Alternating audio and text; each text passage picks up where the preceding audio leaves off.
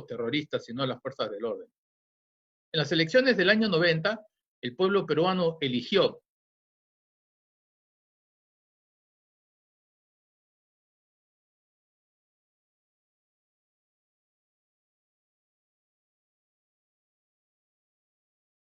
como presidente constitucional de la República al ingeniero Alberto Fujimori, quien gobernó nuestro país durante una década, en el transcurso de la cual se reconstruyó el país y además de ello nos condujo a 3 guerras victoriosas. Yo quisiera preguntarles, amigos, intenten revisar la historia de la República de Jorge Basadre. ¿Qué otro presidente de la República en nuestros casi 200 años de historia nos ha conducido por 3 guerras victoriosas? Ninguno. Quiero agregar que el único país del mundo que sin una ocupación o ayuda extranjera ha logrado vencer el terrorismo ha sido el Perú bajo el gobierno del presidente Fujimori. Las 3 guerras que enfrentó, en primer lugar, fue contra el grupo terrorista de Sendero Luminoso y el MRTA, que le declara la guerra a nuestro país en el segundo gobierno del arquitecto Belaúnde, el año 80, el mismo día de las elecciones, el 17 de mayo, si mal no recuerdo. Y el MRTA hacia el año 82, durante también el segundo gobierno de Belaúnde, comienza la lucha armada para la toma del poder. Ambas organizaciones terroristas seguían o buscaban la destrucción del Estado peruano a través de sus guerras de largo plazo y tomar el poder para establecer una tiranía, una dictadura comunista en el Perú. La tercera guerra, por supuesto, la victoria peruana en el CENEPA sobre el Ecuador, la que no solamente incluyó el desalojo de las tropas enemigas, sino sobre todo la firma de un tratado de paz que ratificó la validez del Protocolo de Río de Janeiro, del 29 de enero de 1942, donde se señalaban ya cuál era la frontera, y además de eso la colocación de los hitos fronterizos, algo que en los 170 años de conflictos que hubo con el Ecuador, antes con la Gran Colombia, ningún otro presidente había conseguido. Además de eso, el acuerdo de integración fronteriza, haciendo que lo que había sido un conflicto se convirtiera en un acuerdo de paz y logrando el intercambio comercial y la integración de nuestros pueblos. Tras la culminación de su gobierno, en medio de la profunda crisis producida por la difusión de los Vladivideos, Fujimori se estableció temporalmente en Japón, pero él tuvo siempre la intención de regresar al país a rendir cuentas de su gestión y a reencontrarse con el pueblo que tanto quiere, como sucedería efectivamente, sin esperar en ningún momento la sangrienta persecución en su contra desatada por sus adversarios políticos,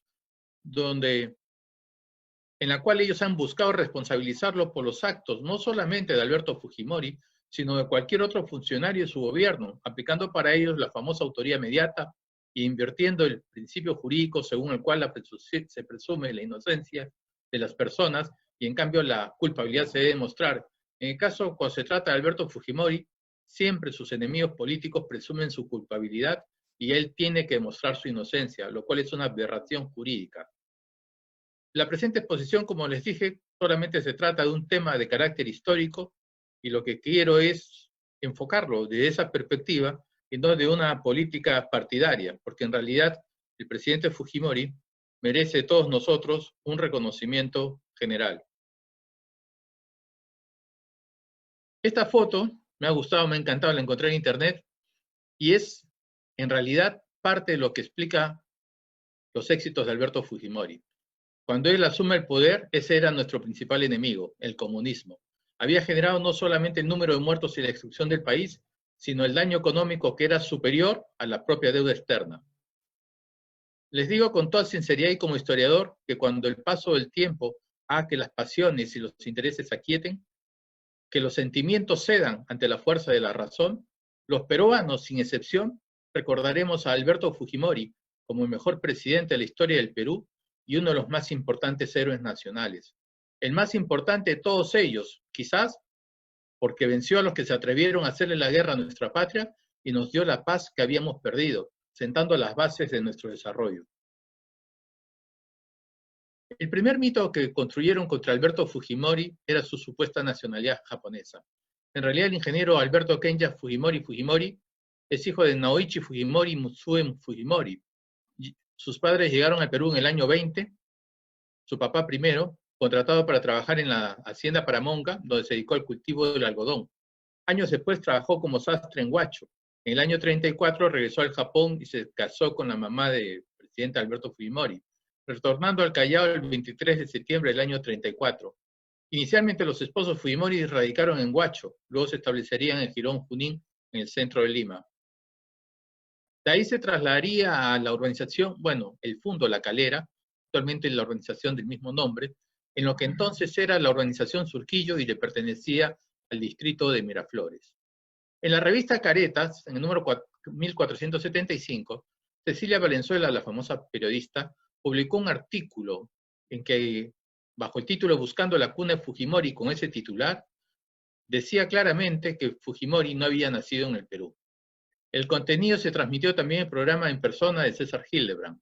En el texto afirmaban que Alberto Fujimori habría nacido en Japón. Se basaba la afirmación en la partida de nacimiento. En la partida de nacimiento del presidente Fujimori, inscrita en la Municipalidad de Miraflores, literalmente dice que él había nacido en la hacienda La Carrera, en el Valle de Surco. Entonces la pregunta de Chichi Valenzuela era si había nacido en el Valle de Surco, ¿por qué se inscribe en Miraflores? En realidad ella confunde Valle de Surco con Distrito de Surco. El Distrito de Surco fue creado en 1929, dice ella. Miren, este es un plano de Lima en la época de la guerra con Chile. Y ahí van a ver en el Distrito de Surco la hacienda La Calera.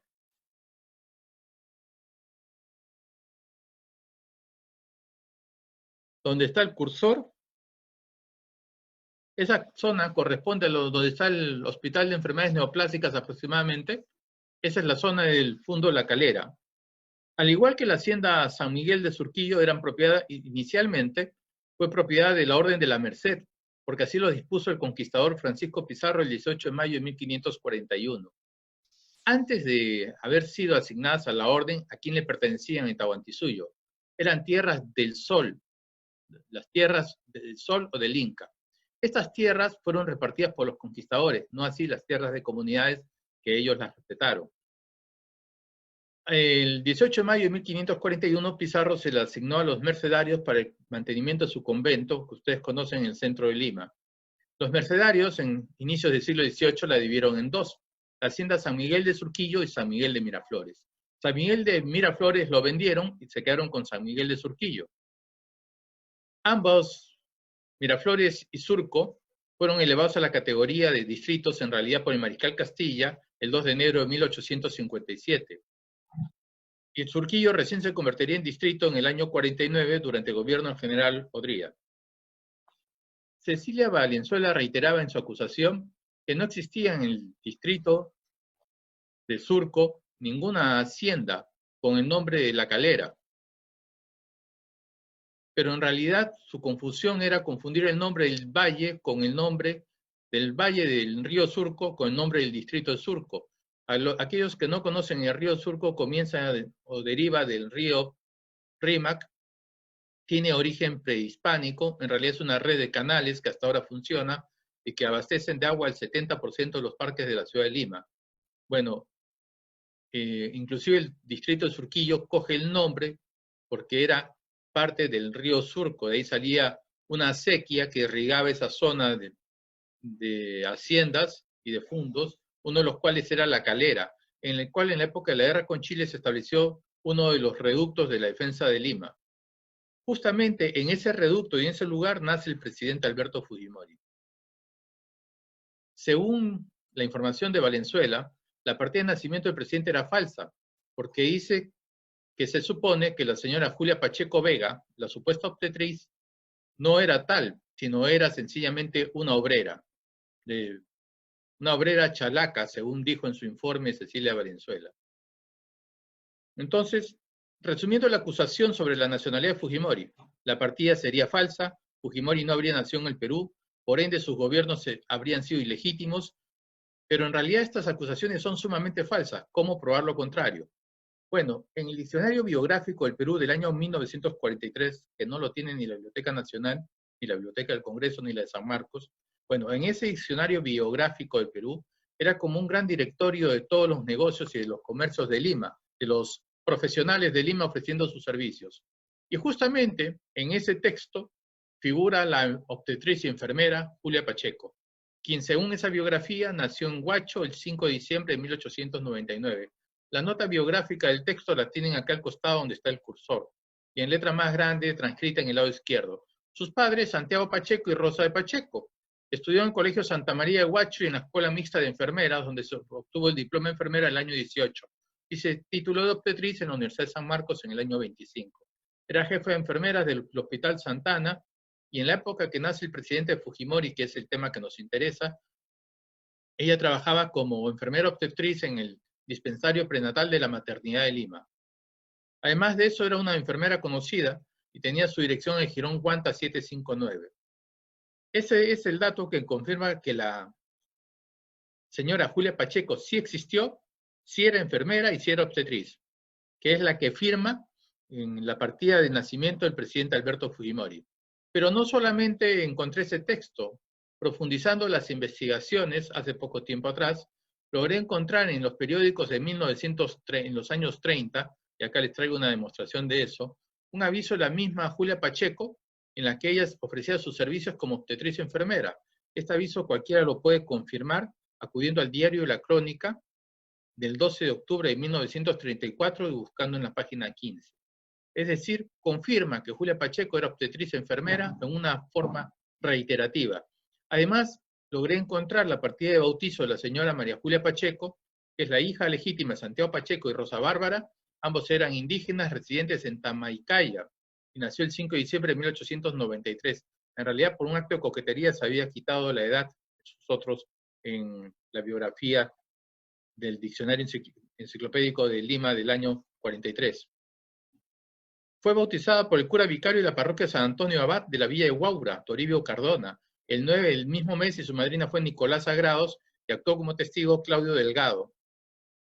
Es decir, existía la persona, se ha ubicado su partida de nacimiento, se ha ubicado su ejercicio profesional, se ha confirmado por diferentes documentos y no hay duda alguna. Entonces, Alberto Fujimori, que nos quede bien grabado, es tan peruano como nosotros. Nació en el Perú, en este caso en el actual distrito de Surquillo, en la organización La Calera, en términos modernos. En la época diríamos en el distrito de Miraflores, en el Fundo La Calera. Los padres de Alberto Fujimori fueron afectados seriamente en su economía porque tenían un negocio de reparación de llantas y fue confiscado en la época de la Segunda Guerra Mundial. Pero Alberto Fujimori comenzó su educación en un colegio llamado Nuestra Señora de la Merced, que está ubicado al costado de la iglesia del mismo nombre en Girón de la Unión. De dicho plantel fue trasladado a la Escuela Fiscal número 405, llamada La Rectora. Miren qué curiosidades. La Rectora, y él terminó siendo rector luego con los años en la Universidad Agraria. Y continuó sus estudios en la Gran Unidad Escolar Alfonso Ugarte de San Isidro, donde también estudiaron sus hermanos Santiago y Pedro, y donde terminó su quinto de secundaria como el primer alumno de su salón, de su promoción. Es interesante un dato que pocos han, o que ningún otro escritor creo que lo ha mencionado. Cuando uno estudia en un colegio estatal, uno siempre se identifica con el personaje que da nombre a la institución. En este caso era Alfonso Ugarte. Conversando con el presidente de Fujimori, nos narraba que siempre le había impactado la figura del héroe, que siendo él un joven empresario y agricultor, con su propio peculio personal, armó un batallón y sin tener necesidad de participar en el conflicto, arriesgó su vida y en este caso luchó al lado de Bolognesi y se lanzó al vacío antes de permitir que el pabellón nacional fuera capturado por los enemigos chilenos en la batalla de aquel 7 de junio. Pero no solamente tenemos como héroe que influyó en Alberto Fujimori a Alfonso Ugarte. Al fin y al cabo, él es un ugartino. También tenemos al general San Martín.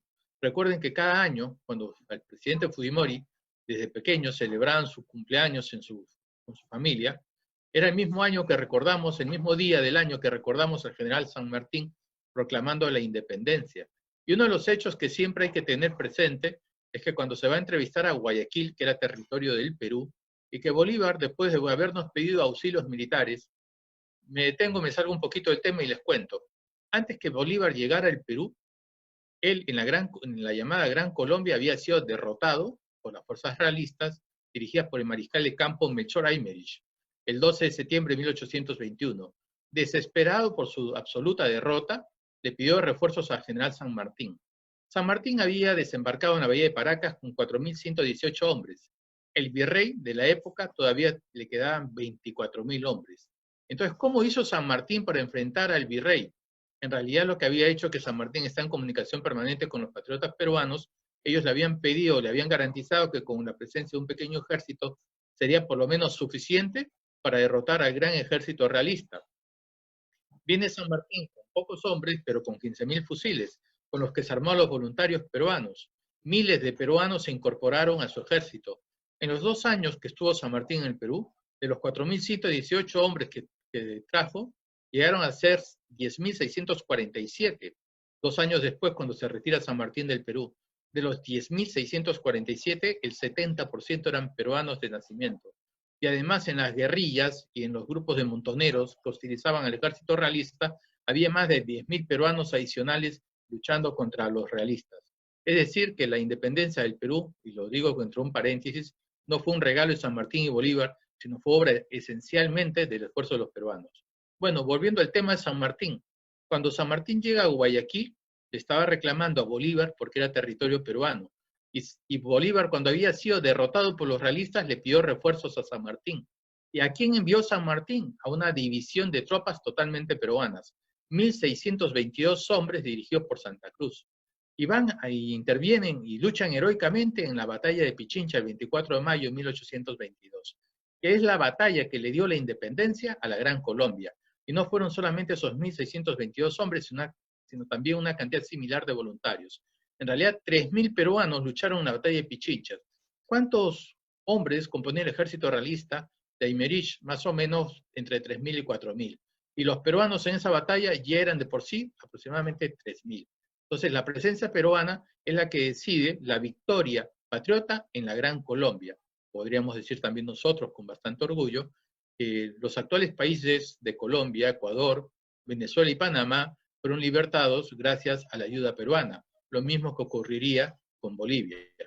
Bueno, amigos, siguiendo el tema, al presidente Fujimori le impactaba el hecho que cuando regresa, tristemente por no haber llegado a ningún acuerdo con Bolívar, a la ciudad de Lima, el general San Martín, su ministro de confianza era Bernardo Monteagudo, y bajo acusaciones sumamente graves de crímenes y delitos, había sido destituido y deportado.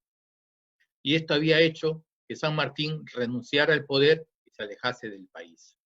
Y le impactaba mucho a Fujimori el ejemplo extraordinario de San Martín de humildad, de sencillez, de desapego del poder y de comprender que cuando aparentemente su presencia obstaculizaba la unión de los peruanos en la lucha por la independencia, recomprenderlo y retirarse, e irse a vivir hacia Argentina y luego a Europa, donde finalmente fallece. Bueno, y el otro héroe que le impactó mucho al presidente Fujimori era el mariscal Castilla. El héroe siempre victorioso, el más destacado, el principal de los presidentes peruanos del siglo XIX, el que le dio no solamente una constitución al país, la de 1860, que con algunos intervalos de golpes de estados y dictaduras, en teoría, estuviera vigente hasta 1920, pero solo en teoría, porque hubo muchas dictaduras en ese intervalo de tiempo. Y también le demos a Castilla la liberación o la abolición de la esclavitud, si ustedes quieren, y la eliminación de la contribución de indígenas, que era un impuesto servil que pagaban los indígenas por el solo hecho de su tono de piel. Y también nos dio la estabilidad que hasta entonces el Perú había carecido. Entonces, admiraba a Castilla, el gran gobernante, admiraba el desapego de San Martín y, por supuesto, como ugartino, a su héroe, Alfonso Ugarte, a nuestro héroe, Alfonso Ugarte. Bueno, terminados sus estudios, en el año 57 ingresó a la Universidad Nacional Agraria, donde no solamente se graduó de bachiller en ciencias agrarias como con las más altas calificaciones de su promoción, se tituló como ingeniero. Y además de eso, hay que recordar un hecho bastante importante. Desde que era escolar, el presidente Fujimori trabajaba a la vez que estudiaba, ayudando en la florería de sus padres en la distribución de las flores con su famosa bicicleta Monarch de color rojo. En el año 62 se inició también como jefe de prácticas de la Universidad Agraria, en la cual destacaría como uno de sus mejores profesores, y además tuvo a su cargo los cursos difíciles, álgebra y análisis matemático. Hizo una carrera docente impecable y en pronto tiempo llegaría a la condición de catedrático principal. Obtuvo becas y estudió en Francia y en Estados Unidos, graduándose con una maestría en ciencias en Estados Unidos y estudiando física y matemática. Y acá lo más importante para nosotros, más que saber que estudió en tal universidad, es recordar que Fujimori esencialmente es un matemático. Sinceramente, conversando con él un día, yo le decía que la ventaja de él como gobernante era su formación profesional. ¿Por qué su formación profesional? Él siendo un destacadísimo matemático, tiene una característica al analizar cualquier situación problemática, cualquier realidad del país. Lo primero que hace es enfocarse en el problema y no en marcos ideológicos. De hecho, cuando conformaba sus gabinetes, llamaba a técnicos destacados para las diferentes carteras y puestos de gobierno, sin preocuparle de qué partido o tendencia o simpatía política fuesen. Solamente quería que fueran gentes técnicamente y profesionalmente destacados y gentes honorables, decentes. Bueno, el presidente Fujimori se caracteriza por eso. Estudia un problema, busca las soluciones y además al menor costo posible. Y esa es la característica esencial de su gobierno. Por eso es que en una época que el Estado peruano estaba en bancarrota y prácticamente en ruinas, por obra de los desastrosos gobiernos anteriores, Fujimori logró hacer la mayor obra pública de toda nuestra historia. Sí, el dinero, que en cambio sí han tenido los gobiernos del siglo XXI. El 25 de julio del año 74 se casó en la iglesia de San Pedro con la ingeniera civil Susana Iguchi. Y dicho sea de paso, Susana Iguchi era hija de un destacado empresario, era dueño de la reencauchadora El Sol, y mientras que su madre era enfermera.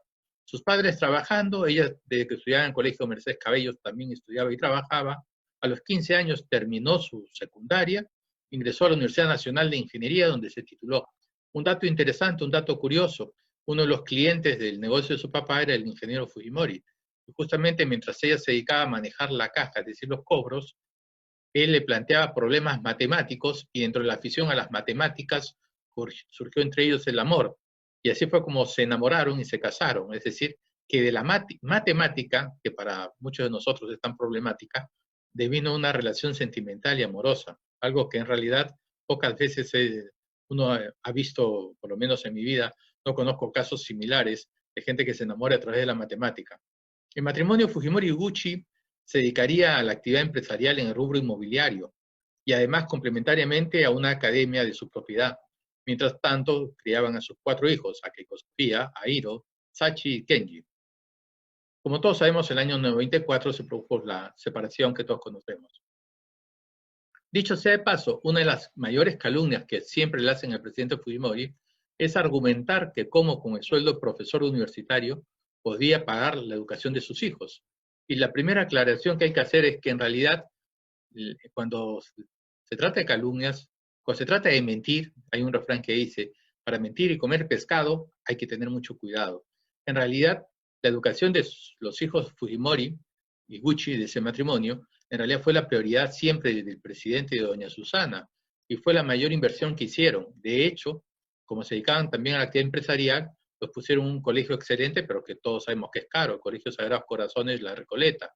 Y además de eso, cuando hicieron el estudio, sus adversarios políticos, después de concluir su gobierno, los de la Contraloría llegaron, los peritos de la Contraloría llegaron a la conclusión que habría invertido $354,000 en la educación superior de sus 4 hijos. $94,000 en la de Keiko, $150,000 en la Hiro, $50,000 en Sachi y $60,000 en Kenji. Los enemigos del Fujimorismo afirman falsamente que eso habría provenido de dinero del Estado. Pero entremos a analizar si vino del dinero del Estado o no es cierto. Miren esta revista Caretas, esta es la portada, del 23 de abril de 1990. Los que son mayores recordarán que la revista Caretas en las elecciones del 90 apoyaron la candidatura de Mario Vargas Llosa y no la del presidente Fujimori, sobre todo para la segunda vuelta. Y una de las cosas, una de las acusaciones que le había hecho el entonces presidente Alan García y el Partido Aprista, entonces en gobierno, a Vargas Llosa era ser el candidato de los ricos. Entonces Careta salió a argumentar que el que era rico no era Vargas Llosa, sino Alberto Fujimori. Y miren la grave acusación de Caretas contra Fujimori como empresario. Te conozco bacalao, le ponen como título y le anuncian que tenía 34 casas, tiendas y lotes y pisos que Fujimori debe aclarar. Entonces, 34 propiedades según Caretas. Y entrando en la noticia, es la revista Caretas del 23 de abril del año 90. Como comprenderán, estas fotos son más que suficientes de la evidencia del artículo. En realidad, como les comenté, el ingeniero Alberto Fujimori, al casarse con doña Susana, Susana es ingeniero civil, entonces el matrimonio se dedicó a una intensa y exitosa actividad empresarial en el sector inmobiliario, para lo cual constituyeron la empresa Construcciones Fuji en 1974. Esta es la lista de las 34 propiedades, dicho sea de paso, amigos. La están viendo, no sé si alguno de ustedes la conocieran. Está la lista de las 34 propiedades. Según la revista Caretas, del 23 de abril del 90, les sigo insistiendo en la fecha, no por cargoso, sino porque el presidente Fujimori todavía no era presidente ni había tenido ningún cargo político. Antes que fuera elegido presidente constitucional, según la revista Caretas, era presidente de 21, era propietario de 21 inmuebles. Adicionalmente, entre el 77 y el año 90, había vendido otros 13 inmuebles, y todos ellos inscritos en los registros públicos, es decir, no era nada ilegítimo ni nada clandestino. Dicen en la revista Caretas que si se observa el rápido flujo con que compraba y vendía los terrenos o casas, es fácil de deducir que durante todos estos años el candidato del tsunami se dedicó a la compra y venta de casas, tal como una fuente de ingresos adicional, tal vez como complementos a la profesión de su esposa, que es ingeniero civil. El movimiento que registran las propiedades de Alberto Fujimori parece apuntar efectivamente a un legítimo negocio de compra y venta de inmuebles. Bueno, me fui más adentro del tema de lo que había publicado Caretas y justamente, para mi buena suerte, eh, tengo entre mis amigos a un señor llamado Efraín Herón Ortiz Rodríguez, que justamente él trabajaba en la inmobiliaria del Grupo Brescia, la cual funcionaba en la antigua casa hacienda de este Grupo Brescia, donde actualmente está ubicado el Hotel Westin. El señor Ortiz durante más de 20 años estuvo trabajando con los Brescia y entre sus clientes, uno de ellos era justamente Alberto Fujimori. Nos cantaba, y lo ha dicho justamente en lo que ahora es el local principal de Fuerza Popular. Bueno, contaba en alguna conferencia que se dio en este local, contaba que al presidente Fujimori siempre iba muy elegante a la inmobiliaria, muy conterno, un poco rígido en sus gestos, pero siempre cuando compraba un inmueble pagaba con dos cheques. Uno era para la inmobiliaria y el otro para el vendedor comisionista, que en este caso era el señor Efraín Ortiz. Uno de esos terrenos que compró el presidente Fujimori fue donde estableció la Academia Wisconsin. Y además de eso, doña Susana seguía laborando en la recauchadora del Sol. Es decir, ellos tenían una actividad económica y comercial reconocida por los adversarios políticos antes que el presidente Fujimori fuera presidente de la República. Además de eso, el presidente Alberto Fujimori, para financiar la educación de sus hijos, vendió una casa de 2.575 metros cuadrados ubicada en la calle Pinerolo, que justamente el terreno se lo vendió el señor Ortiz. Para, digamos, si ustedes quieren una comprobación más, este testimonio por demás veraz, es el hecho que Efraín Ortiz no era de Fuerza Popular, ni mucho menos, sino él, desde sus padres fueron fundadores del Partido Aprista, y él solamente militó en el Partido Aprista toda su vida, y lo recuerda con mucho cariño a su cliente Alberto Fujimori. No solamente se dedicaba a la actividad empresarial, Fujimori hizo una rápida carrera en la Universidad Agraria, donde fue nombrado director del programa académico de ciencias en el año 74, 12 años después de haberse iniciado en la docencia, cargo que fue ratificado el 76 y el 78. En 1984 fue elegido decano en la Facultad de Ciencias, candidateó al rectorado y terminó siendo rector para el periodo del año 84 al año 89. Como rector se dedicó a la reconstrucción de la universidad que había sido afectada por el terremoto del año 74, dicho sea de paso, reconstruyendo su infraestructura física. A pesar de la oposición de los grupos ideologizados que intentaron vacar al presidente, no solamente fue reconocido como tal, como rector de la Universidad Agraria por su eficiencia, sino que además de eso fue elegido presidente de la Asamblea Nacional de Rectores para el periodo 87-89. Por estos años, al mismo tiempo, Alberto Fujimori tuvo a su cargo la conducción de un programa de televisión llamado Concertando en el Canal 7. Me parece haberlo visto en alguna de sus entrevistas justamente con el doctor Luis Alberto Sánchez, que realmente era una excepción. Verlos en un diálogo a los dos era algo extraordinario realmente. Bueno, en ese programa se invitaba a especialistas de diferentes temas de la realidad nacional, como servicios públicos, educación, agricultura, Y ahí fue donde le fue creciendo el bichito por el interés por la actividad política, es decir, como fruto de la reflexión en torno al país. Y siempre con esa característica Fujimori, que no le gustan los marcos ideológicos, sino él busca la solución científica a los problemas dados. El éxito de su programa se manifestó en que le ofrecieron la conducción de otros programas y también le ofreció el presidente García en la época que se hiciera cargo del Ministerio de Agricultura, lo que el presidente Fujimori rechazó porque ya estaba pensando en lanzar su propia candidatura. Y así fue como el ingeniero y empresario exitoso decidió ser candidato a la presidencia de la República. Ahí lo vemos con su tractor, que todavía lo tiene la familia Fujimori. La gravedad de la crisis que vivía el país hizo que Alberto Fujimori asumiera como un reto personal el estudio concienzudo de nuestra realidad nacional y la elaboración de propuestas técnicas de solución a cada problema del país. Su decisión de ser candidato no se debía, por supuesto, a ningún interés efímero del ejercicio del poder, ni tampoco para satisfacer a grupos de partidarios o seguidores. Era solamente la consecuencia de su patriotismo, su identificación con el Perú, y sobre todo él lo vivía tan intensamente, imagínense.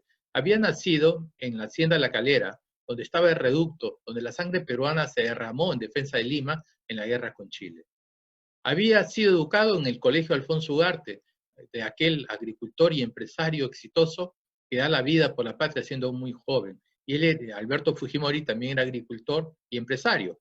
Y bajo la influencia doble de San Martín y la influencia de Alfonso Ugarte y la admiración por el mariscal Castilla, y digamos que en la época de abolir la esclavitud y abolir la contribución de indígenas, Castilla fue un revolucionario. Ahora ya podríamos decir que Castilla, en términos modernos, se encargó de la inclusión social y era otro de los grandes temas de Fujimori. Además, la eficiencia en gobierno, pero con inclusión social. Bueno, pero aquel año, el año 89, el año 90, cuando él decide su candidatura, nadie creía que él podía salir elegido presidente. Solo Alberto Fujimori creía en su propia victoria. Ninguna encuestadora lo tomó en serio, ningún analista político, ahora los que llamamos opinólogos, nadie pensaba que tuviera una sola posibilidad de ganar. ¿Cuál fue el lema que él escogió para la campaña? 3 palabras: honradez, tecnología y trabajo. Ese es el lema del presidente y ese también es el ejemplo de su vida, dicho sea de paso. Pero frente al candidato Fujimori, el pueblo también lo bautizó en otra forma, con la frase que todos conocemos, el chino. Y el chino comenzó a convertirse desde un desconocido inicial al tsunami Fujimori. En medio de la sorpresa de todas las encuestadoras, ninguna acertó por supuesto, en las elecciones del 8 de abril del año 90, Fujimori resultó en segundo lugar, con el 29.1%, tras Mario Vargas Llosa, que obtuvo el 32.6%, cuya millonaria candidatura se invirtió en la candidatura de Vargas Llosa, 12 millones de dólares de esa época, no dólares de nuestros días. Si le aplican la evaluación del dólar, van a darse cuenta que era una cifra bastante abultada. Si fuera delito recibir dinero para ser candidato, cosa que nunca estuvo prohibida, sino recién hasta hace poco tiempo se ha prohibido, bueno, si fuera delito eso, Vargas Llosa hubiera tenido que estar preso. Bueno, Fujimori, en cambio, apenas había invertido en la campaña aproximadamente $200,000 provenientes de su propio patrimonio familiar. El 10 de junio del mismo año, en la segunda vuelta, el Perú fue sorprendido. El tsunami Fujimori llegó hasta la Plaza de Armas y Alberto Fujimori fue elegido presidente constitucional de la República con el 62.4% de los votos, mientras que Mario Vargas Llosa apenas alcanzó el 37.6%. De esa época nace el trauma del novelista arequipeño, que jamás superaría el impacto que él le causó, la derrota y la humillación que sintió, que un japonesito para él desconocido, que un chinito para él desconocido, pudiera ganarle las elecciones a tan afamado escritor y novelista. Pero ¿qué país recibió Alberto Fujimori? Los terroristas de Sendero Luminoso, los terroristas marxistas, nunca hay que olvidarse, de Sendero Luminoso y el MRTA, habían ocasionado pérdidas a nuestro país por decenas de miles de millones de dólares, más aún que el monto de la deuda externa. Y el número de muertos, por lo menos, se estimaba en 30,000 el número de muertos en la época. Otros, como los de la CBR, hablan de 70,000. En cualquier caso, los 70,000 muertos son responsabilidad única y exclusiva de los grupos terroristas. mas no así de las fuerzas del orden, salvo algún operativo hecho en forma ilegal por algunos de sus miembros, actuando contra el mandato de los gobernantes de la época. Los terroristas no solamente controlaban la mayoría de las universidades del Estado, sus viviendas estudiantiles, sus comedores universitarios, las cárceles. Además, a través de la enseñanza universitaria, de los cursos de marxismo, realizaban labores de captación, adoctrinamiento y propaganda con recursos del propio Estado. Miren este cuadrito del desastroso manejo de la economía. El cuadrito de la evolución de nuestra inflación del año 80 al 2010. Miren los niveles que se había alcanzado, 7.650% de inflación cuando recibió el presidente Fujimori el gobierno, y la dejó en 3%, dicho sea de paso. Bueno, no solamente tuvimos el manejo económico, no solamente se vio a la inflación, se vio también a la protección arancelaria, a la prohibición de numerosas importaciones, la existencia de monopolios y oligopolios. Por ejemplo, para exportar café uno no lo podía hacer libremente, había una junta exportadora de café y los productores tenían que venderle a los miembros de esa junta, y si no le vendían a los miembros de esa junta, su producción se quedaba y se perdía, así de simple, y al precio que la junta le quisiera comprar. La importación de trigo era al revés y también la controlaba otra junta, donde al final el dinero del Estado peruano servía para subsidiar a los grupos económicos. El control de precios, los subsidios, el mercantilismo, la corrupción, todo esto generó la distorsión de la economía y la paralización de las inversiones. El estancamiento del Producto Bruto Interno entre el año 76 y el año 89 apenas varió, miren, un lapso de 25 años, apenas varió un 1%, y el PBI en realidad cayó en el 12% en el primer gobierno de Belaúnde, y el gobierno de Alan llegó a caer en el 20%. El crecimiento de nuestra deuda impaga en el año 90, la deuda externa total del Perú estaba en 33.500 millones de dólares. La hiperinflación, 7.690%. El desabastecimiento de los productos. El país estaba en la total bancarrota. Los fondos del Sistema Nacional de Pensiones fueron utilizados por los gobiernos de Belaúnde y Alan García para otros fines, afectando el financiamiento de las pensiones, cuyos montos se habían reducido un 83% entre el año 85 y el año 90. ¿Qué les podría decir? Que los 18.000 millones de dólares que tendría o debería tener el fondo de pensiones, apenas habían 24 soles, y no es broma, es en serio. Hasta el año 90, las 186 empresas públicas generaban más de 2.500 millones de dólares de pérdidas anuales, una parte considerable del déficit fiscal. Solo el 12% de las carreteras del país se encontraba en condiciones aceptables. De ese 12%, la cuarta parte, es decir, el 3%, estaba en buenas condiciones. 3% de toda la red vial del Perú. El año 90, el 60% de la población era pobre. El 45% contaba con agua y desagüe. En las zonas rurales, apenas el 10% de los peruanos tenían agua y desagüe. Y a pesar del terrorismo, a pesar de la inflación, a pesar de la recesión, la población, decían en las encuestas de la época, veía que el principal problema era la corrupción. Como decía el presidente Fujimori, la democracia se había reducido a una formalidad y en la práctica había sido sustituida por la partidocracia. El Estado centralista, elitista y corrupto era lo que primaba, incrementando la desigualdad social. Era evidente que ni el arquitecto Belaúnde ni Alan García cumplieron sus deberes de gobernante. ¿Cuál fue en síntesis, la obra gubernativa del presidente Fujimori? Con un marcado pragmatismo reconstruyó nuestro país. Ante todo, a través del acercamiento del presidente de la República al pueblo, logró acercar el Estado a la población. Estableció una exitosa política de pacificación nacional, que priorizó la labor social y los trabajos de inteligencia antes que las medidas represivas, derrotando a los delincuentes terroristas de Sendero Luminoso y el MRTA. Condujo victoriosamente a nuestras tropas.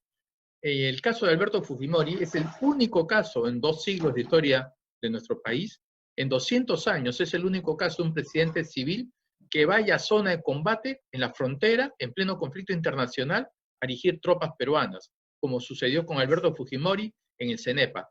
Les puedo agregar como una anécdota que cuando los ecuatorianos se enteraron que Fujimori estaba en el CENEPA, el objetivo de ellos fue asesinar al presidente Fujimori, pensando que si lo mataban, el Perú se rendiría.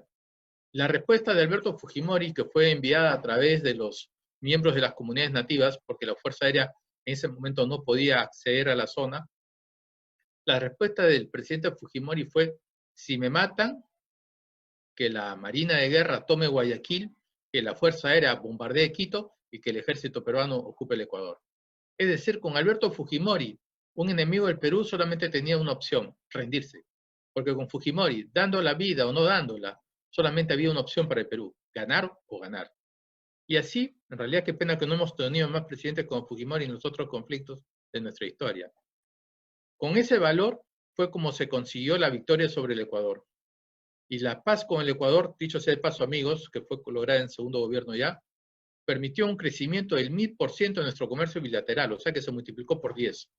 Generó decenas de miles de puestos de trabajo y evitó costos humanos y económicos.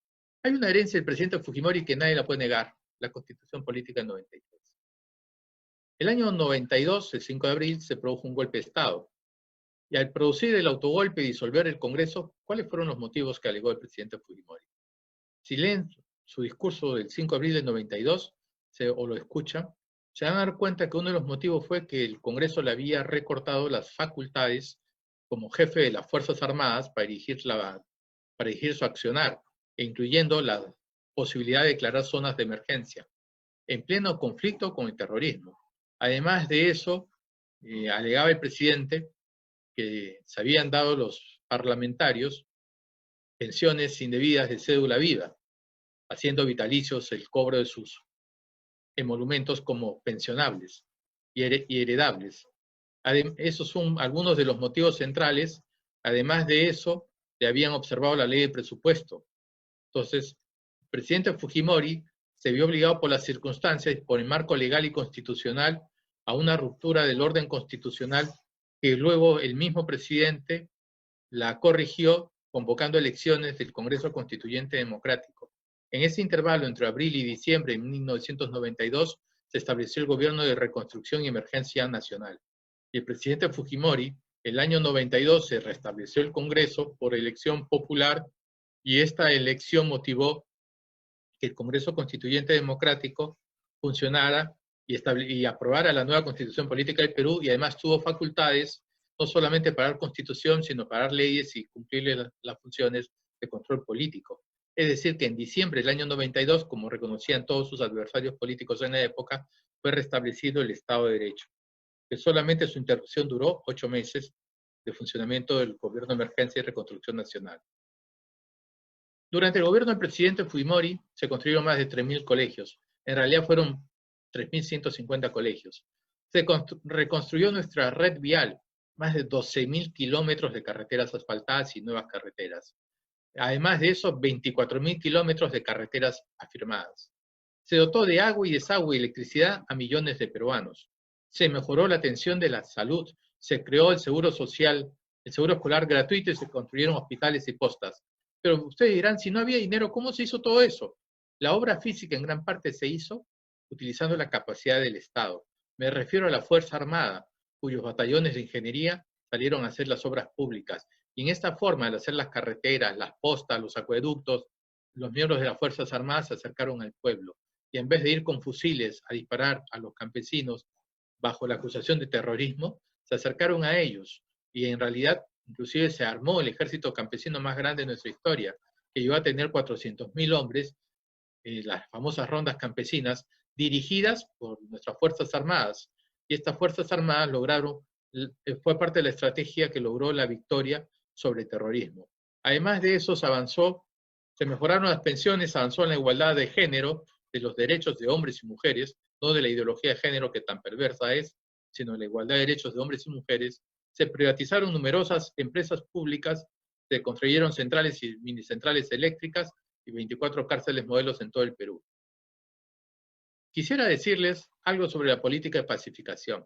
Cuando hablamos de los grupos terroristas, siempre hablamos de 2 grupos, Sendero y el MRTA. En realidad fueron 5 grupos.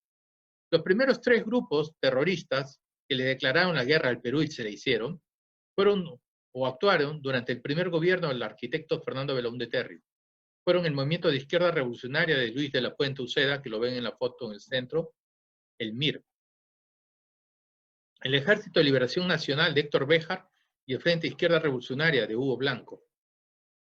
Miren a Héctor Béjar en la foto de arriba, miren a Hugo Blanco en las fotos de abajo. Héctor Béjar no solamente fue terrorista, sino fue condenado por su participación en los atentados. Y en la época del gobierno de Velasco fue amnistiado. Luego trabajó para el propio gobierno militar en el Sinamos y fue profesor de la Universidad de San Marcos y de la Universidad Católica. Formó parte del CEDEP, que fue una de las primeras ONG peruanas. Dicho sea de paso, cuando lo amnistiaron, nadie protestó. En 1966, el dirigente terrorista comunista trotskista Hugo Blanco, del FIR, Frente Izquierda Revolucionario, fue condenado a 25 años de prisión por asesinar a 3 policías. Vargas Llosa, por escrito, lo defendió. Velasco lo amnistió. Luego fue constituyente, diputado y senador. Luego de esta amnistía y este indulto, nadie protestó tampoco. Tras la renuncia del presidente Fujimori, a partir del gobierno del presidente Valentín Paniagua en adelante, serían liberados más de 11.700 terroristas marxistas a través de la anulación de juicios, la reducción de penas, los indultos, sin que nadie proteste. En cambio, al producirse el indulto al presidente Alberto Fujimori, se produjo un cargamontón de los medios mediáticos. Aquellos que salimos a celebrar y marchar en gratitud por el indulto, fuimos más de 70.000 manifestantes, que recorrimos las calles de Lima a dar las gracias por ese dicho indulto. Pero ninguna cadena televisiva lo transmitió. Y en cambio, en las mismas fechas, un grupo de 1 millar de militantes conocidos, militantes comunistas, protestaban y los medios de comunicación daban la imagen de que era el pueblo el que estaba protestando. Miren cómo es la diferencia entre la realidad mediática y la realidad de la calle y la realidad objetiva. Terrible. Les afirmé algo de Vargas Llosa y miren lo que les traigo. Este es un texto escrito por Ignacio Ramonet y publicado en El Mundo Diplomático, y el título es Los dos Mario Vargas Llosa. En la época en la que escribió este libro, Vargas Llosa vivía en París. Formaba parte de una generación de talentosos escritores jóvenes, con Gabriel García Márquez, Julio Cortázar, Carlos Fuentes, que iban a renovar la literatura latinoamericana. Todos ellos eran izquierdistas. Todos simpatizaban con las guerrillas. En un manifiesto de apoyo a los guerrilleros peruanos, Vargas Llosa afirmaba, por ejemplo, que en esa época, para cambiar las cosas, el único recurso era la lucha armada. Y miren la carta que está acá al costado. En esa carta, uno de los firmantes del apoyo a la lucha armada es justamente Mario Vargas Llosa. Dicho sea de paso, Vargas Llosa se afilió al comunismo en 1957 y en otro texto, Vargas Llosa en el año 67, 10 años después de seguir militando en el comunismo, decía, dentro de 10 o 20, dentro de 10, 20 o 50 años, habrá llegado a todos nuestros países, como ahora Cuba, la hora de la justicia social, y América Latina entera se habrá emancipado del imperio que la saquea, de las castas que la explotan, de las fuerzas que la ofenden y la reprimen. Yo quiero que esa hora llegue cuanto antes y que América Latina ingrese de una vez por todas en la dignidad y en la vida moderna, que el socialismo nos libere de nuestro anacronismo y de nuestro horror. Vargas Llosa comunista. Pero justamente miren, se trata de Vargas Llosa apoyando la lucha armada contra el primer gobierno constitucional del presidente Fernando Belaúnde Terry. Durante el segundo belaundismo, otras 2 organizaciones terroristas marxistas le hicieron la guerra en Perú. El Partido Comunista Peruano, Sendero Luminoso y el MRTA. No insistiré con los números de muertos ni mucho menos, pero miren, esta foto, esta imagen en colores de Abimael Guzmán en el Museo de la Memoria en Miraflores, donde se está idealizando al líder terrorista Abimael Guzmán. Dicho sea de paso, les contaré como una anécdota que cuando convocaban el concurso, cuando convocaban a cubrir la plaza de director de este Museo de la Memoria, la señora Marta Fernández, que le había encargado la cooperación alemana, seleccionar al director, me ofrecieron el cargo, y conversando con ella, porque para qué el cargo era muy interesante en términos económicos, me dijo que había que ceñirse al guión. Yo le pregunté si uno tenía que ceñirse al guión de la Comisión de la Verdad o podía narrar la verdad de los hechos de la lucha de estas organizaciones terroristas. Y me dijo directamente que había que ceñirse al guión de la Comisión de la Verdad, por lo cual yo rechacé ese cargo, porque eso es inaceptable. Y miren la foto de abajo, si ven bien, acá hay una flechita roja, él es Víctor Polay Campos. Miren quiénes están acá, Alan García y Víctor Raúl. Sí, no significa que el APRA fuera terrorista, ni mucho menos, pero sí significa que Polay Campos era de la misma promoción de la Juventud Aprista que el presidente García, y habían sido amigos, sí, por supuesto. Bueno, son hechos que hay que recordar. Bueno, cuando asume el poder el presidente Alberto Fujimori, miren, estas eran las cárceles del Perú en la época, en los años 80 y antes de la ascensión del presidente Fujimori. Bueno, la política exitosa de pacificación nacional permitió la victoria sobre los terroristas. Parte de esta política no solamente era el grupo del GEIN y el grupo de inteligencia de la policía. Se dieron normas, y eso no fue obra del GEIN, sino fueron decretos del Poder Ejecutivo, que establecieron una legislación adecuada para combatir el terrorismo. Entre ellos se establecieron los tribunales militares, los jueces sin rostros, para proteger a los jueces que tenían que sancionar a los terroristas y que no podían hacerlo porque eran amedrentados por estos. Se recuperaron las universidades públicas, se sacó los cursos de marxismo que envenenaban a la juventud, se recuperó el control de universidades, cárceles y prisiones, y se recuperó también el control de todo el país. Dicho sea de paso, así como Fujimori dio la cara en las zonas de fronteras, el presidente Fujimori viajaba a las zonas llamadas rojas, tanto en Lima como en el interior del país, a él mismo estudiar y analizar con los pobladores sus problemas y buscar las soluciones, y por eso se hizo una gran cantidad de obra pública en esas zonas. Parte de esa legislación de la lucha contra el terrorismo implicó la ley de arrepentimiento, que logró que millares de personas que habían sido comprometidas con la actividad terrorista se arrepintieran y volvieran a la vida civil, y así también como la ley de amnistía, que a pesar que benefició solamente comparativamente a mucho menor número de miembros de las fuerzas del orden, es tan atacada por los comunistas, son pretexto de derechos humanos, pero las fuerzas del orden no les reconocen esos derechos humanos. Y bueno, la exitosa política del presidente Fujimori terminó con Abimael Guzmán y con Polay en las cárceles, y además de eso con el famoso operativo Chavín de Huántar, que terminó por desmoronar al MRTA. Los casos de Barrios Altos y La Cantuta, en primer lugar, hay que decir la verdad completa, estos son operativos en los cuales el presidente Fujimori no tuvo ninguna participación.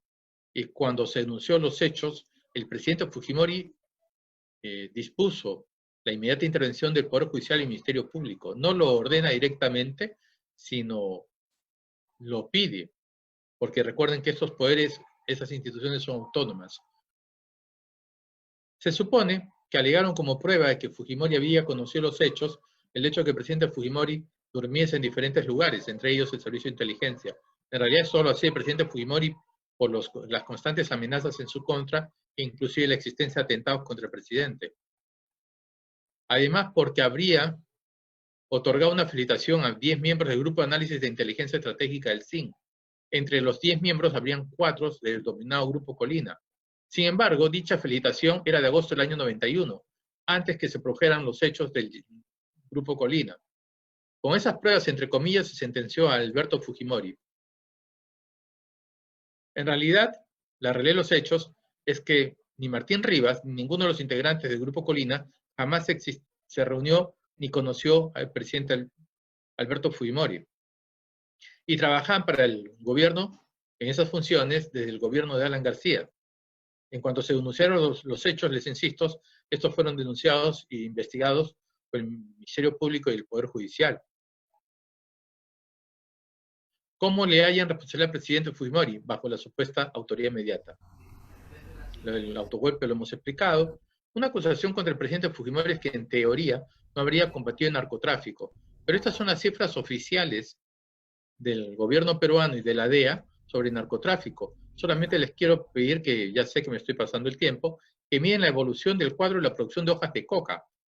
Si en el año 90, cuando asume el presidente Fujimori, teníamos 120.000 hectáreas de cultivos, al final de su gobierno, en el año 99, teníamos en cambio 43.400 hectáreas.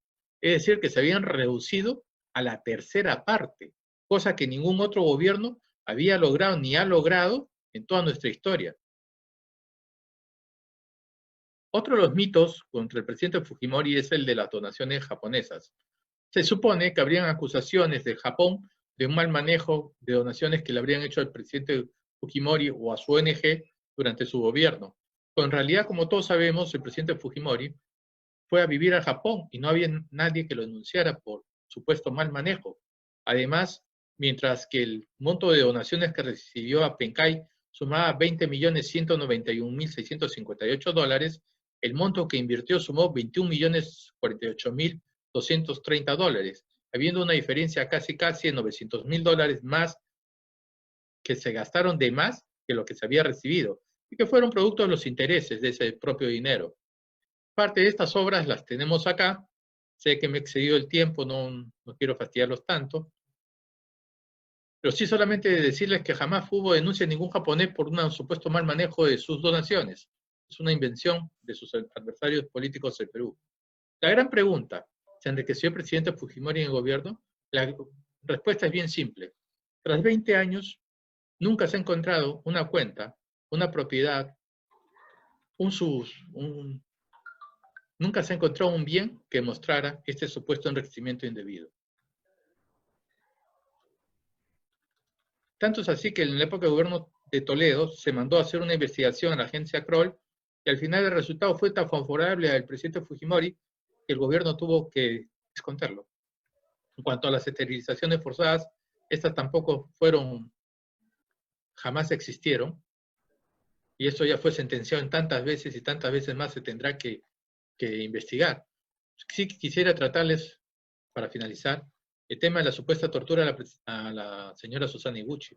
En realidad, la señora Susana era tratada por el médico doctor Teruya con un método llamado la moxibustión para tratarse sus dolores lumbares. Este método es una terapia de medicina tradicional utilizada en Japón, en China, en Corea, diferentes países, y se utiliza utilizando la raíz prensada de la alta misa o artemisa, la cual es molida y en polvo se procesa en escamas conforme cigarrillos. También se usa con agujas de acupuntura y esto le deja marcas en el cuerpo. Y este método es reconocido por la UNESCO, fue reconocido en 2010 y forma parte del Patrimonio Cultural y Material de la Humanidad. Entonces, bueno, amigos, voy a tener que terminar porque me he excedido de largo. Lo único que les quería decir es que indiscutiblemente el presidente Alberto Fujimori fue el mejor presidente del siglo XX, que indiscutiblemente es un héroe nacional y que les agradezco su paciencia por haberme escuchado y soportado durante tanto tiempo.